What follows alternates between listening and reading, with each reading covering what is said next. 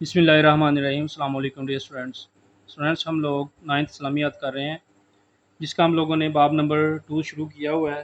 آج کی اس ویڈیو کے اندر ہم لوگ باب نمبر 2 کے ٹاپک نمبر 4 حج اور قربانی کے بارے میں ڈسکس کریں گے۔ تو اس ویڈیو کے اندر ہم لوگ اس لیسن کی کمپلیٹ ایکسرسائز جو ہے اس کو سالو کریں گے۔ تو آئیے ایکسرسائز پہ چلتے ہیں۔ کوسچن نمبر 1 درست جواب کا انتخاب کریں۔ تو نمبر 1 شارٹ کوسچن ہے، عمرہ ادا کرنا ہے۔ تو اسٹوڈنٹس عمرہ ادا کرنا سنت ہے۔ نمبر 2 حج کا رکن اعظم ہے۔ تو اسٹوڈنٹس حج کا رکن اعظم ہے وقوف عرفہ۔ حج کا رکن اعظم ہے وقوف عرفہ۔ نمبر 3 نبی کریم خاتم النبیین صلی اللہ علیہ وآلہ وسلم نے فریضہ حج ادا کیا ایک مرتبہ۔ آپ نبی کریم صلی اللہ علیہ وآلہ وسلم نے اپنی زندگی میں صرف ایک دفعہ حج کا فریضہ ادا کیا ہے۔ نمبر 4 عید الاضحیٰ کے دن سب سے زیادہ فضیلت والا عمل ہے قربانی کرنا۔ تو سب سے فضیلت والا عمل قربانی کرنا ہے عید الاضحیٰ والے دن۔ نمبر 5 8 ذو الحج کو حاجی احرام باندھتے ہیں نماز فجر کے بعد۔ 8 ذو الحج کو حاجی احرام باندھتے ہیں نماز فجر کے بعد۔ تو یہ اسٹوڈنٹس اس کے MCQs ہیں۔ آگے اس کا کوسچن نمبر 2 مختصر جواب دیں۔ نمبر 1 قربانی کے کوئی سے 2 احکام تحریر کریں۔ تو اسٹوڈنٹس قربانی کے 2 احکامات میں سے ایک ہے عید کی نماز سے پہلے قربانی نہیں کی جا سکتی۔ اپنے ہاتھ سے قربانی کرنا افضل ہے۔ اگر خود جانور ذبح نہ کر سکتا ہو تو کوئی دوسرا مسلمان اس کی جگہ جانور ذبح کر سکتا ہے، مگر اجازت ضروری ہے۔ نبی کریم خاتم النبیین صلی اللہ علیہ وسلم نے اپنی ازواج مطہرات رضی اللہ تعالی کی طرف سے بھی گائے کی قربانی فرمائی تھی۔ اجتماعی قربانی میں ایک گائے میں 7 افراد اور اونٹ میں بھی 7 افراد شریک ہو سکتے ہیں، البتہ کم از کم کی کوئی تعداد متعین نہیں۔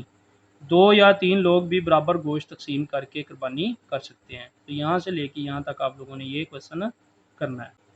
پارٹ 2 حج اور عمرہ کے موقع پر حجاج کرام کن مقدس مقامات کے انوار و فیوز سے مستفید ہوتے ہیں، وضاحت کریں۔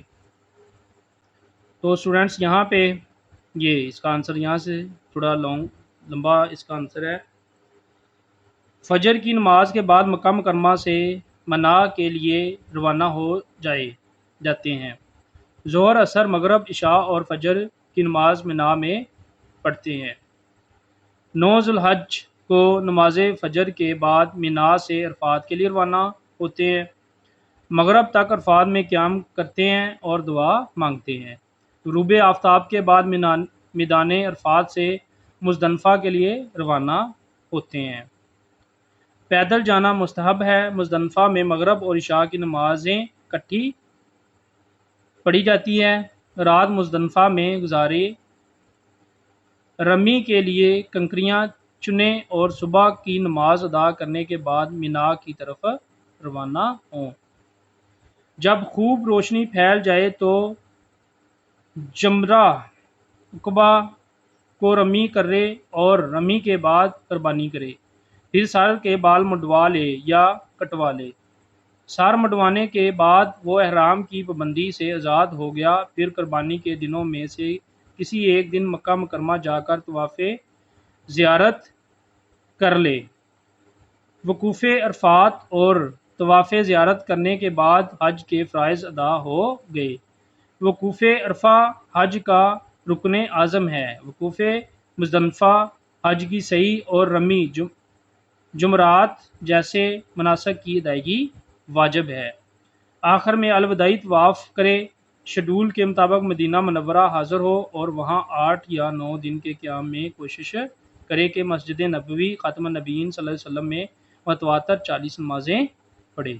تو یہاں سے لے کے یہاں تک آپ لوگوں نے اس کو کرنا ہے. اس میں سے آپ شارٹ بھی کر سکتے ہیں, جو مین پوائنٹس ہیں ان کو آپ لوگ لکھ سکتے ہیں. پارٹ نمبر 3, امت مسلمہ کے اتحاد کے لیے حج کس طرح مددگار ثابت ہو سکتا ہے, وضاحت کریں. حج ملت اسلامیہ کے اتحاد اور اجتماعیت کا مظہر ہے. حجاج کرام جب حج کے لیے جمع ہوتے ہیں تو ان کا لباس, اعمال, یہاں تک کہ زبان پر بھی ایک جیسے کلمات جاری ہوتے ہیں. ان سب کے مناسک بھی یکساں ہوتے ہیں اور وہ مل کر ایک ہی کعبہ کے گرد طواف کرتے ہیں. حج کے موقع پر لڑائی جھگڑے اور فساد سے سختی سے منع فرمایا گیا ہے, جس سے ایک دوسرے کے لیے ہمدردی کے جذبات پیدا ہوتے ہیں. تو اسٹوڈنٹس اس کویشچن کا آنسر آپ لوگوں نے یہاں سے لے کے یہ پیج نمبر 40 کے یہاں تک آپ لوگوں نے کرنا ہے. اس کا تھرڈ پارٹ تفصیلی جواب دیں. حج اور قربانی کے بارے میں ایک جامعہ مضمون تحریر کریں. تو اسٹوڈنٹس اس کے لیے آپ لوگوں نے یہاں سے لے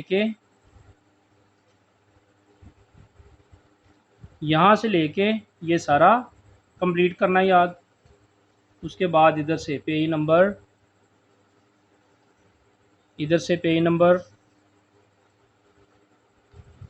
اس کے بعد ادھر سے پیج نمبر 39 سے یہاں سے لے کے یہاں تک حج کا ٹاپک, اور آگے یہاں سے لے کے یہاں تک یہ سارا یہاں تک آپ لوگوں نے یاد کرنا ہے اچھے طریقے سے.